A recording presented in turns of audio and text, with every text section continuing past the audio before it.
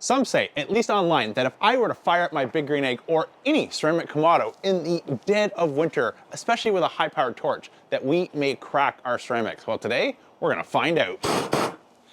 I'm gonna do today's demonstration on my Big Green Egg, as my Kamado Joes are in the safety of my outdoor kitchen, and they didn't get hit with any of the surprise snow overnight that has now frozen my dome shut, frozen my regulator cap, and my deflector stones have gotten a little bit damp. So those are three common yet serious issues that many ceramic Kamado owners can run into, along with a whole host of others. So no matter what brand Kamado you're following along with, today's video is just for you, as I'm gonna go through some tips and tricks that can keep your Kamado safe, as well as fun to use all year round. Let's get into it.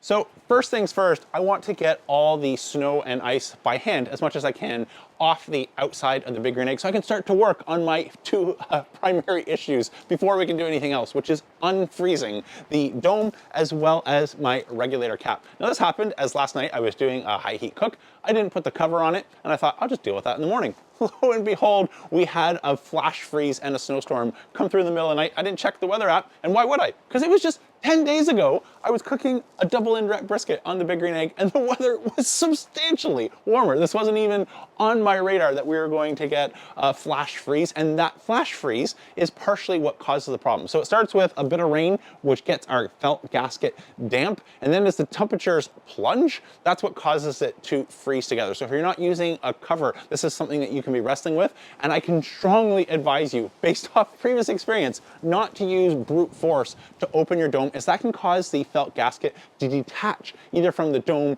or from the base of your ceramic Kamado. So we instead want to melt the ice so that we can get to work on our dome as well as our regulator cap. And the way that I'm going to do that is open up the bottom draft door, slide in a couple fire starters, start those up with a torch, and just let that heat gently start to melt some of the ice that has sealed my Big Green Egg completely shut, so we can't even cook on it if I wanted to. So let's fix that first and we get on to our next tips and tricks. Using fire starters, this process normally takes about 10 minutes. If you are in a hurry, however, and you do have a grill torch like I'm using, you can also use your torch in the bottom draft door.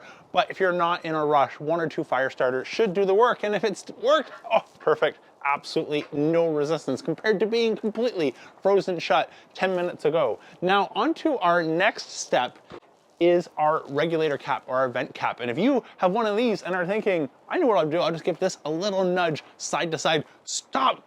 Almost a day doesn't go by where I see on Facebook groups someone saying my dome is frozen shut or my cap is frozen shut, and use something like a rubber mallet to tap that shut. And then a day or two later, you inevitably see the post that I've completely cracked the ceramic by putting lateral force side to side, front to back, on the fragile ceramic at the top of our domes. Do not do this. If you need to use force of any kind, let me show you the correct way with a mallet if we need to get a stuck cap off of a dome. So first, if all we need to do is get a frozen shut cap open, something like this, which is a cast iron, the regulator cap, I can just use a torch, and in about a minute or so, that has completely softened up along with the heat that we had inside to get the vent working as it should. If for whatever reason we need to remove the cap completely and it is frozen to the dome, again, we do not want to use side to side force. Instead, what you can do is use a piece of smoking wood, place that up against the cap, and just gently tap that until I see it start to release my vent cap, and I'm able to get a previously frozen stuck vent cap off of the dome without doing any damage to this little protruding part of ceramic, which is very fragile and can't take that side to side force. Now the part that you were waiting for, which is, can we bring our ceramic Kamado up to temperature quickly using a high powered torch in the dead of winter? So now that we've unfrozen our dome and you can see the little bits where the ice had gotten my gasket damp and it started to freeze, but now that that's melted and we are good to go, we can start to build a fire like normal. Add some fresh charcoal, grab our laser grill gun, fire this up. There's a saying in motor racing, it's not that speed kills, It's suddenly stopping that is the problem. And that is very transferable to cooking with a ceramic Kamado in the cold weather. It's not the high temperatures or the extremely cool temperatures that cause cracks in ceramics. It's the sudden change from one to the other that introduces all of our problems. So how does that translate to starting our grill and shutting it down in the winter versus the summer months? Well, starting with the Grill Blazer grill gun, I've not had any issues using it all year round to start my fires, as we start a nice little hot fire in the center and that slowly spreads. But this is not the same as dumping in a charcoal chimney. Charcoal tends to burn at about 1100 degrees. So if we pour 1100 degree charcoal into our cold ceramics, we are going to potentially introduce a problem. So I don't recommend using a charcoal chimney in the winter, but even a high powered torch, I have never had a problem using that all year round. The same is true stopping. So if we were to bring our Kamado up to a high temperature and be doing something like pizza or a steak where we're up at 700 degrees, what we do not want to do in these extreme cold temperatures is just close the bottom vent, close the top vent, and just walk away and then let the extreme ambient temperatures quickly cool down what was a very, very hot ceramic. Instead, what I like to do, and if you're okay sacrificing a little bit of charcoal, if we were up at 700 degrees, rather than closing my vent all the way, I like to bring it to nearly closed, and same thing on the bottom, down to about one finger, which is still allowing a little bit of heat, but that will let that 700 degrees start to cool down much more gradually. Come back out about half an hour later or so, and then you can completely close the bottom vent and top vent and save the remaining charcoal. But this extra little precaution will just help the sudden extreme of 700 degrees to cooling down too quickly and or warming up too quickly if we were in the firing up sequence. Next, let's talk about our internal ceramic components. So ceramic is a porous material, which means snow, rain, anything that gets onto our ceramic heat deflectors, some of that moisture is going to end up inside of our deflector. And just like our dome and our base, we don't want a sudden change in temperature. If these have happened to got wet, whether it's snow and or rain, we do not want to install them and go for high temperatures immediately. Instead, we want to do what I'm going to do right now, where we are about 250 to maximum 300 degrees, install them inside of our Kamado, and over about 10 to 20 minutes, slowly bring these up to temperature and expel the moisture and dry them out. Thankfully, our big green egg is like a kiln oven here, where we completely dry out the ceramic deflectors, but this is not something that I would want to do a high temperature cook right away. If you are needing to do a high temperature cook, I would plan to do this 20 to 40 minutes before you need to increase the temperature, so that way we can make sure all the water and the moisture is safely removed from our deflectors before going for that high heat inferno sear or whatever you might have. So speaking of that, let's open up our big green egg, get these installed so I can start to dry them out safely and remove any of that moisture that the elements have found overnight while I had them outside of my big green egg.